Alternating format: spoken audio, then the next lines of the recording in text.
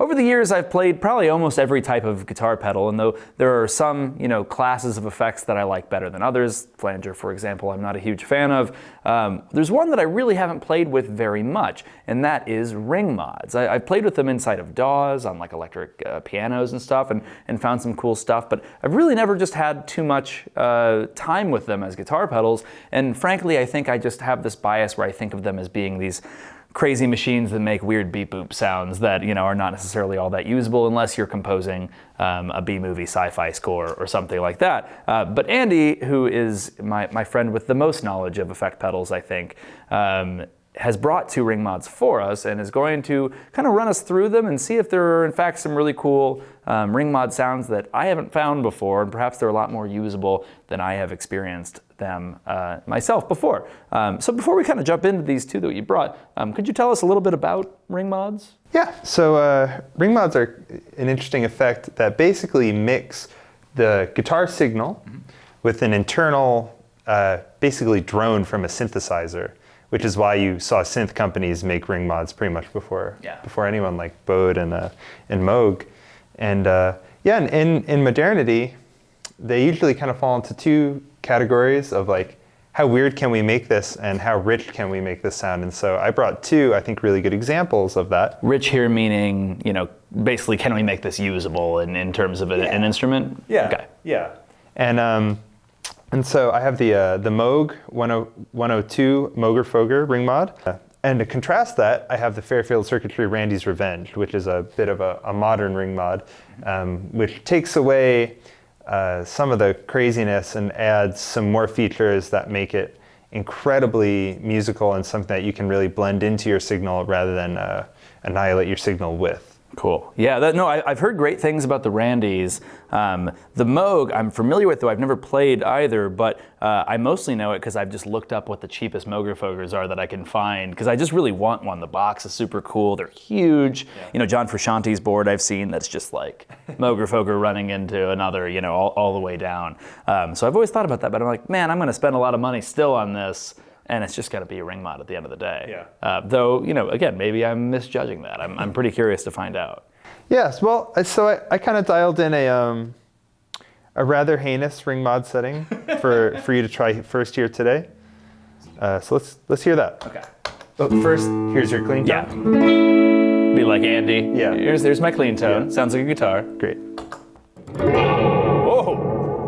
Okay, so first off, do I need to be playing single notes rather than chords?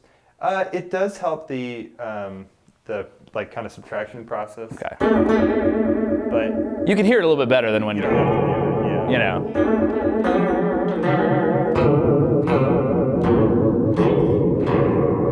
Now I know sometimes with ring mods they're kind of tuned to a certain frequency, so if you're playing in a certain key they can work better. This doesn't feel like there's maybe there is a note that I'm missing. Well, so the interesting thing about the Moger Foger, and I think is probably the reason why most people think ring mods are crazy sound when it comes to pedals, is because half of the pedal is dedicated to modulating that synth voice. Oh, okay. So if it's mixing your guitar with an unstable voice, if you play an open note, it'll never be stable. That makes but now sense. if I adjust it so that half the pedal isn't working, which kind of defeats the point. So that's just the ring mod sound right there, okay.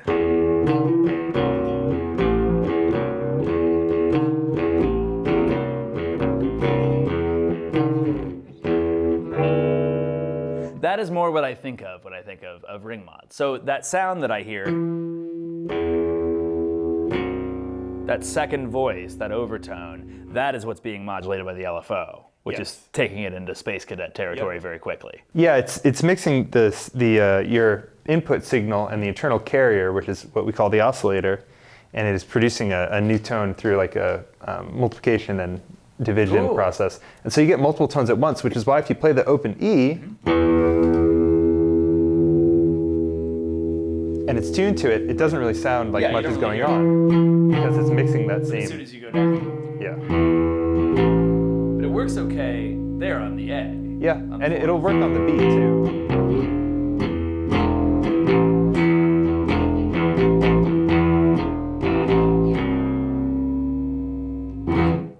that's cool. Yeah. Is there a reason why the fourth and the fifth work rather well alongside the root, but not just the third or the sixth? natural division of overtones just lets them be things that multiply fairly well. And when you have something that is harmonious, and you have the opposite of them in the subtraction and the division process, they kind of cancel each other out, which is why the open string sounds so neutral. I'm curious too, so the fourth sounds good on its own. I'm curious to play the fourth with its fifth, which is the root. We'll find out what it sounds like, I guess. Oh, fine, okay. Yeah. But of course, you get a little bit there when you play, but it's not too bad. Yeah. Not like that power chord. Yeah. A lot more clangy, which is what I think a lot of people use. So if you play like a big full chord, you'll get a lot of the upper harmonics fighting. But it's cool. Maybe not an E, like a... Okay, yeah. Yeah, it sounds, in E, they sound kind of cool. I mean, just like an effect, but.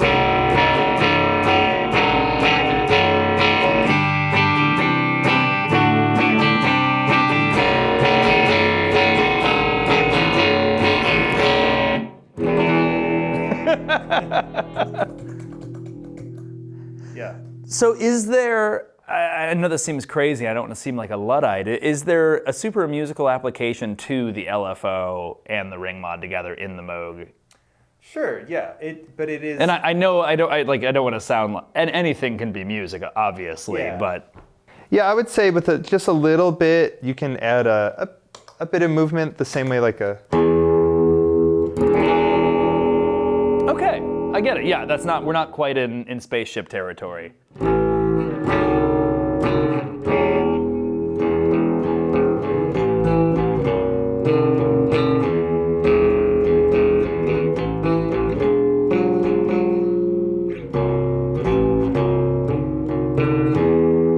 Cool. Yeah. Another really musical thing that ring mods can do is pull your frequency into a sub-audible range. So actually, literally, we'll do that multiplication process and bring it below the range of human hearing. Mm-hmm. Certainly the range of a deluxe reverb as well. Sure, yeah. And that functionally sounds like a tremolo. So if I put this to a low setting. Oh.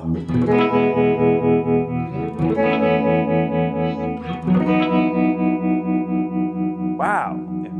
I mean, that sounds like one of the best tremolos I've ever heard. Like there's a harmonic element to it, but it doesn't sound just like every harmonic tremolo that I've heard. There's some level of warmth to that I don't feel like I've ever heard in a tremolo.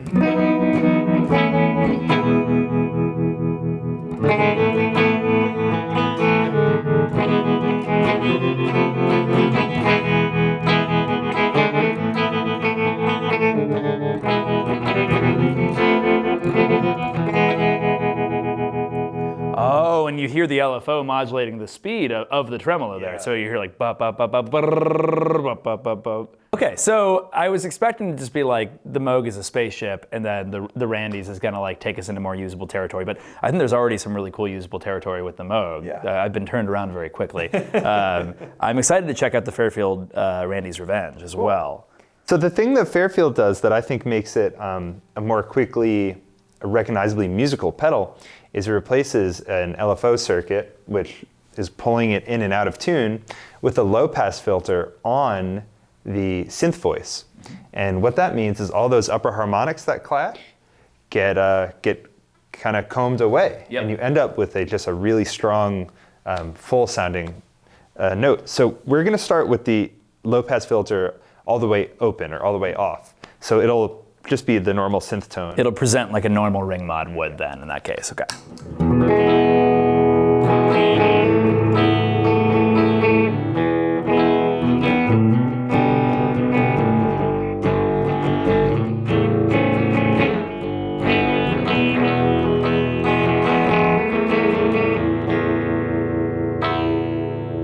So I'm definitely hearing what I know to be a ring mod right there. Yeah. I'm curious. So the magic here really is in that low pass filter. Is that right? It makes it the most unique. Okay. In my opinion. So I'm going to roll that low pass back and the mix and volume up a little bit.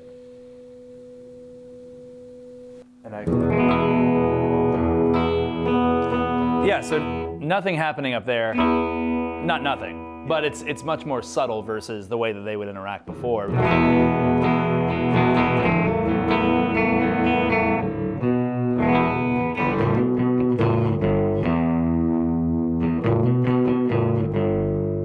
That's kind of fun. Huh. Cool. Sounds and feels more like a synthesizer pedal than what you think of when you think of ring mod. So if I turn that mix down, you can really have like a very subdued kind of hidden ring mod thing within your playing, which is lovely.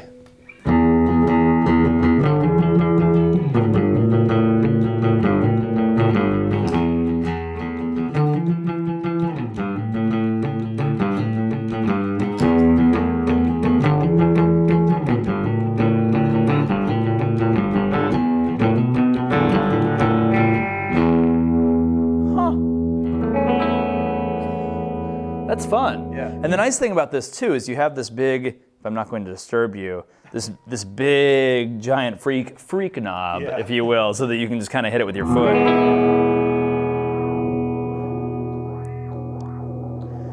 Is that assignable to an expression? I mean, do people just kind of ride an expression pedal with that? I could see that making a lot of sense. The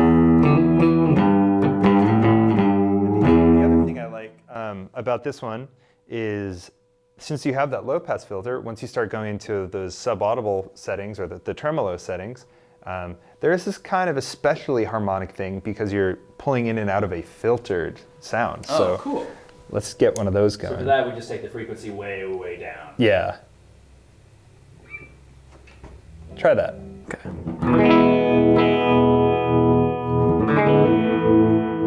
Wow.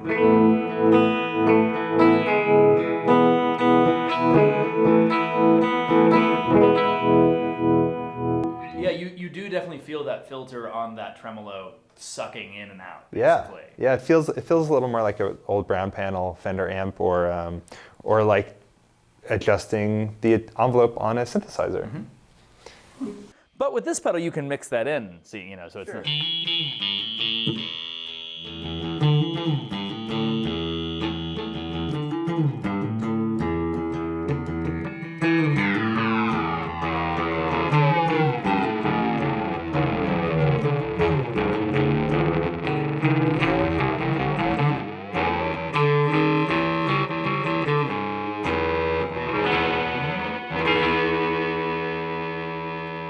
That is fun. Yeah. The magic of the low pass filter does seem to be really helpful.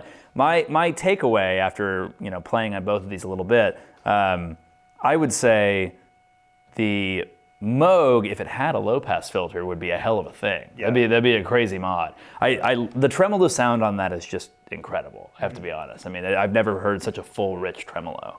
That was super cool, and the ability to modulate it with the LFO. In the tremolo setting, I could see myself absolutely using that. Yeah, and the interesting thing about the Moog Fogers was they kind of wanted you to buy all of them. So that would have been, you would have bought the 101 low pass and this, and then you have... That makes sense, right? Yeah. And this is kind of everything that you want all in one. Yep.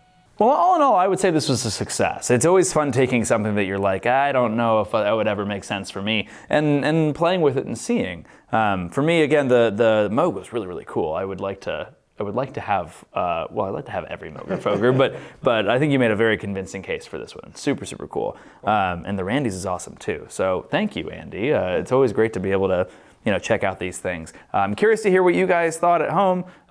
Were your suspicions about ring mods confirmed? Were you like, he has no idea what he's doing? You'd be probably right if it's me that you're talking about. But I'm really curious. Leave a comment down below. Let us know which one you preferred, or if there's a different ring mod we super have to check out. That'd be awesome to know too. Thanks for watching.